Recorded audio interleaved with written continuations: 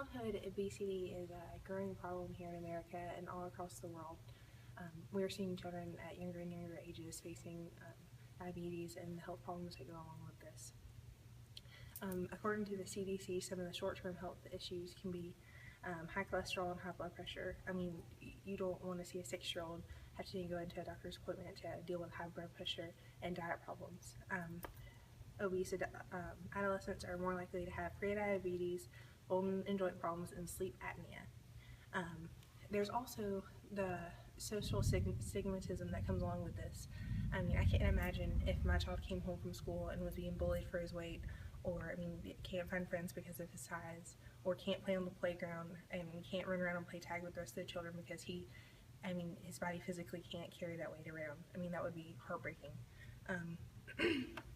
Some of the long-term health issues is heart disease, type 2 diabetes, stroke, and I mean, there's literally a list of cancer. I mean, it goes through breast cancer, colon cancer, esophagus cancer, kidney cancer, pancreatic cancer, gallbladder, thyroid, ovary, cervical, prostate, multiple myeloma, and Hodgkin's lymphoma. I mean, that's ridiculous that it raises the risk of all this so much higher.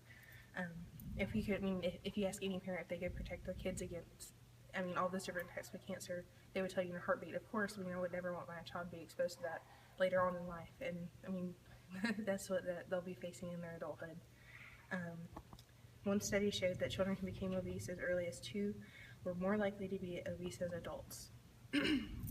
According to the state of obesity, children and teens consume up to half their total daily calories at school. Part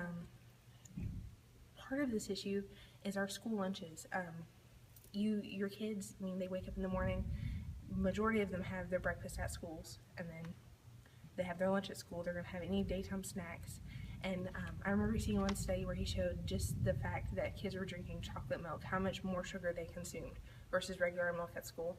And I mean, by the time they finished elementary school, it was almost a wheelbarrow full of sugar that they were consuming extra just from chocolate milk. And I mean, that's really, like, it's almost mind-blowing because you don't consider all of these facts when you're looking at this. Teens in states with strong laws against the sale of unhealthy snack foods and beverages gain less weight over a 3-year period. I know there's a lot of controversy over this, whether we should be telling our kids, like, outlawing Twinkies and Ho-Hos and sodas and everything in the vending machines at our school. But these kids are going to get these snacks elsewhere. Why not have healthy alternatives in their school? When they come into class, let them have an option to get a banana or an apple out of their vending machine. I mean, they might bring snacks to school, but I mean, the chances are they're not going to plan ahead, and they'll look at this and they'll make a healthier option when there isn't junk food provided. Ann Cooper, she had a great statement, and it really it hurts your heart when you think about it. But we are literally feeding our kids to death. I think it was the death rate is showing that our kids are going to die, our grandkids are going to die 10 years younger than we are now. And I mean, that's really something to think about. 10 years. I mean, if you could give someone 10 years more of life, I mean, that's a really just drastic change. People that have cancer, I mean, for a couple more months, I mean, they will suffer so much more just to have a couple more months or a couple more days with their family. Jamie Oliver was from London, I believe, and he came over and he is doing a project in West Virginia, and he has taken the school and he's doing education over vegetables, fruits, and what kids should be eating. And his idea is that if kids don't know what to eat, they can't eat healthily. Kids eat school lunches 180 days out of the year. I mean, that's a lot, and even if it's just one meal a day, I mean, it's 180 lunches that we can be teaching our kids what meals they should be eating.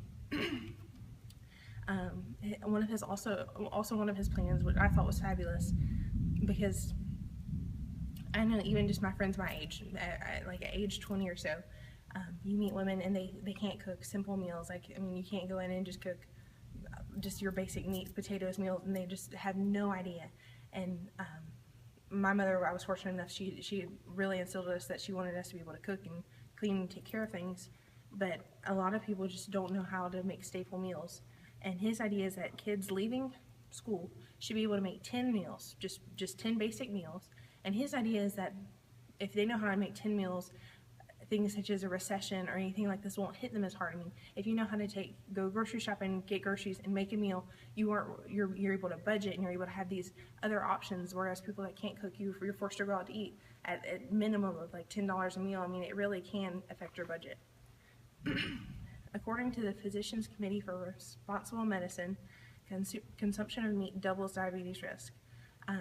A lot of the lunches that you see in the school lunches are meat and cheese based, almost solely. I think the majority of vegetables are probably potatoes. You have to be very careful when you have a well-balanced diet when you're looking at feeding children. I mean, they're growing, they're needing all these new nutrients. 1 in 3 children born in the year 2000 will develop diabetes at one point in their life. That is amazing. Like I just know that during my childhood, I could say my little sisters and brothers, I mean, like all their friends, if I just looked at 3 of those, one of those kids is going to have diabetes throughout their lifetimes. According to the Journal of School Health, kids attending public school have a mean BMI value of about 0.401, higher than kids attending a private school. I mean, that's huge. I mean, your private school versus your public school, just already they have an advantage with their weight. They're going to be a lower weight than kids attending a private school. If a child attends a private school and is eligible for public school and is eligible for school lunch program at his or her school, their BMI is 7.725 higher than kids at a private school. So if they are on the government-assisted lunch program, their BMI is almost double that of just a regular public school attendee. And it really blows my mind that not all kids have the same options out there as far as eating healthily and having healthy options. I mean, all of our children should be given this opportunity because it doesn't just affect their weight and their friendships and their childhood now, but I mean, it affects their entire lifetime. And that is something we should be looking at.